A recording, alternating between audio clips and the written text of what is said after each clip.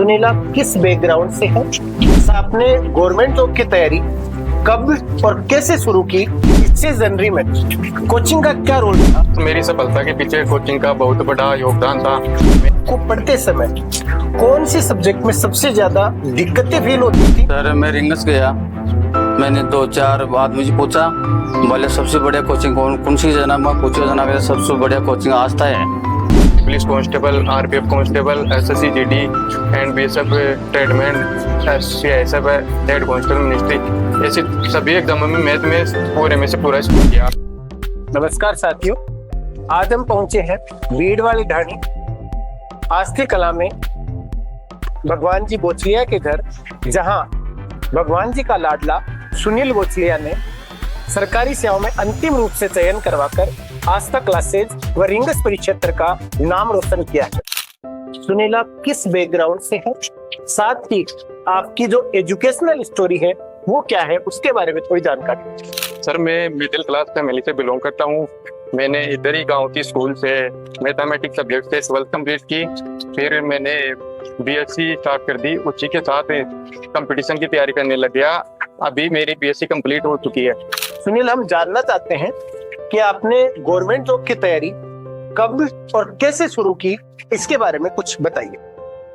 Sir मैंने 12th करते ही competition की तैयारी करने के लिए मैं 12th के साथ ही कुछ सामने चला गया। फिर मैंने उधर 6-7 महीने अध्ययन किया।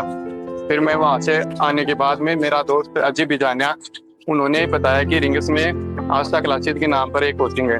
तो मैंने फिर वहाँ आपके पास एडमिशन लिया और दिल्ली पुलिस के बेस में एडमिशन करवाया। आपकी इस सक्सेस जर्नी में कोचिंग का क्या रोल रहा? सर मेरी सफलता के पीछे कोचिंग का बहुत बड़ा योगदान था। मैंने बेस में एडमिशन लेने के बाद हमारा टाइमिंग कोचिंग का सुबह 8 बजे से इवनिंग 5 बजे तक था। हमारी डेली मतलब अच्छे से क्लासें होती थी 12 बजे तक, और इवनिंग में एक्स्ट्रा क्लासेस चलती थी। और 2-3-4 महीने बाद में हमारा कोर्स कंप्लीट हुआ। फिर रोज डेली मॉक टेस्ट लगते थे और वहाँ का एनवायरमेंटल भी बहुत अच्छा था, अच्छा कंटेंट प्राप्त हुआ हमें। अच्छा, तो आपने जिस हिसाब से तैयारी की उसमें हम जानना चाहते हैं कि आपको पढ़ते समय कौन से सब्जेक्ट में सबसे ज्यादा दिक्कतें फील होती थी, और साथ में आप कोचिंग से जुड़कर आप कैसे उस सब्जेक्ट में ओवरकम करते हैं, उसके बारे में कुछ जानकारी दीजिए। सर हमारा पहले से मैं थोड़ा कमजोर था, थोड़ी बेसिक क्लियर नहीं थी। तो मैंने आपसे बहुत से मतलब क्वेश्चन प्रैक्टिस किए, आपसे क्वेश्चन पूछे क्लासरूम में, एंड आपसे क्वेश्चन शीट ली, वहाँ आपसे बेसिक क्लियर हो गए मैथ के। फिर मैंने पहले से अच्छा स्कोर किया। मैंने Delhi police constable, RPF constable, SSC GD and BSF tradesman, CISF head constable ministry, ऐसे सभी एग्जामों में मैथ में पूरे में से पूरा स्कोर किया। अच्छा, तो सुनील, हम जानना चाहते हैं कि आपका जो डेली स्टडी शेड्यूल है वो कैसे रहा करता है, वो जरूर एक बार आप जानकारी दीजिए। सर मेरा स्टडी शेड्यूल सुबह मॉर्निंग से ही 4 बजे उठता था। मैं 4 से 7 बजे तक लाइब्रेरी में स्टडी करते थे। फिर 8 बजे कोचिंग पहुंच जाते थे। 8 से 1 बजे तक कोचिंग में डेली क्लासेस चलती थी।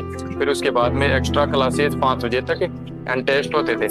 फिर 6 बजे तक वापिस हम पीजी पहुंचते थे। पीजी पहुंचने के बाद 1 घंटा फिर पढ़ लेते थे। फिर खाना वाना खा के रात को 2 घंटा पढ़ लेते थे।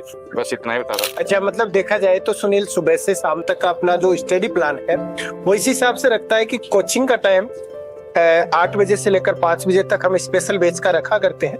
उसमें सुनील ने रहकर बहुत अच्छी मेहनत की। सारी भर्ती परीक्षाएं जिनमें एयरफोर्स है, दिल्ली पुलिस है, एसएससी जीडी है, मतलब बहुत सारी भर्ती परीक्षाओं में अंतिम रूप से चयन नहीं होने के बाद में भी हार नहीं मानता है। और यही बंदा आज आपके सामने अंतिम रूप से चयन होकर बैठा है, जिनकी 27 तारीख को, आने वाली 27 तारीख को ही ज्वाइनिंग पर जाने वाला। अच्छा, तो सुनील, मैं जानना चाहता हूँ कि कोचिंग में आपको सर्वाधिक प्रभाव किस टीचर का रहा, और साथ ही उनकी क्लासें किस हिसाब से आपके इम्पैक्टफुल लगी, वो आप जरूर जानकारी दें। कोचिंग में सर्वाधिक इम्पैक्ट तो आप ही का रहा। आप टाइम टाइम पर हमें मोटिवेट कर दिया करते थे, तो उससे हमारे लगन थी पढ़ने की भी और टेस्टों में भी अच्छे नंबर लाने की।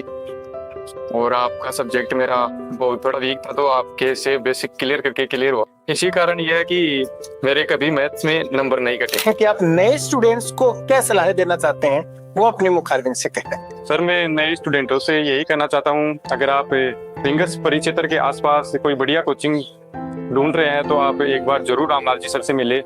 आपका कोई भी सब्जेक्ट वीक हो वहाँ अच्छी फैकल्टी मिलेगी आपको।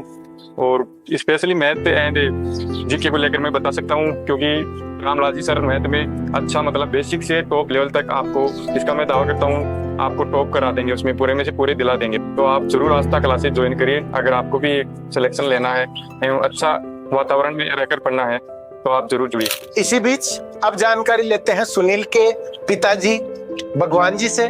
तो भगवान जी, अब तो छोरो लागू क्या कहीं लाग रहे थे सर बहुत बढ़िया, बहुत अच्छा बात। तो अब तो भगवान जी आपने मिठाई विठाई वाला जुगाड़ होता है, बाकना कहीं कर रहा जो सर वो आपकी मिठाई मिठाई सर।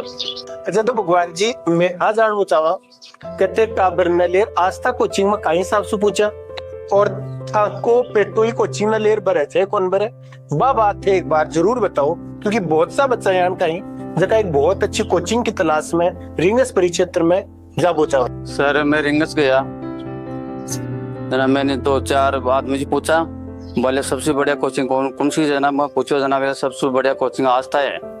तो सर मैंने आपका नाम लिया रामलाल जी का। सर आपसे मैंने मिला तो साहब आप पढ़ाई अच्छी करवाई बच्चा ने, तो साहब बच्चों शिक्षित पुलों को, तो बच्चा शिक्षित पुलों को साहब बहुत बहुत आपका भारत धन्यवाद बच्चों माँ को सहटो को बहुत बहुत धन्यवाद भगवान जी। और साथ ही जिस हिसाब से सुनील ने कड़ी मेहनत, डेडिकेशन और साथ ही अनुशासन का परिचय देते हुए जिस हिसाब से तैयारी की, आज सुनील अंतिम रूप से चयन होकर इस परिवार का और रिंगस परिक्षेत्र का नाम रोशन किया। आस्था क्लासेस विश्वास दिलाती, कोई भी जो तैयारी करना चाहते हैं उसे उस स्टूडेंट को सक्सेस करने में आस्था क्लासेस अंतिम रूप से चयन करवाने में अपना पुरजोर कोशिश करती रहेगी।